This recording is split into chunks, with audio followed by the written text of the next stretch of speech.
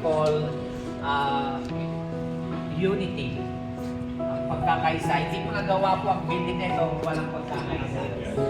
Then lastly, another wall is the wall of love. We believe that love commands us to love one another.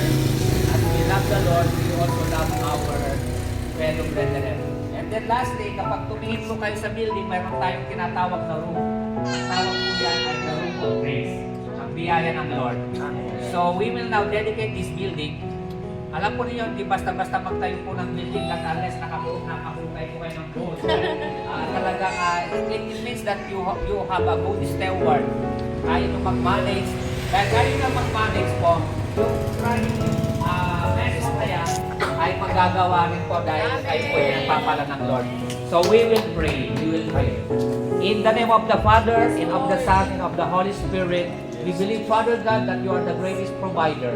We thank you, Father God, for this church of Sampaw and all the leaders who are here, Lord, the board of elders, their pastors, Lord, and all, Lord, leaders.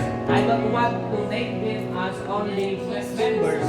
They are all leaders because leaders are committed to go, committed to be sent by the ministry of the Holy Spirit, committed, Father God, to help their pastors. Lord, I do believe in the name of the Father, and of the Son, and the Holy Spirit, we dedicate this building, we dedicate this house of God, and this house of God is a house of prayer, and even, Lord God, the Prospect Mesolo, Lord, will be completed in the name of Jesus. You are the great provider, at ang lahat na naniniwala na ang church na ito ay patuloy na lumago, hindi lang sa building, Father God, by your tunay na iglesia po, ay yung mga believers, Lord. I pray that every believers will commit their life to share your word. We thank you, Father God.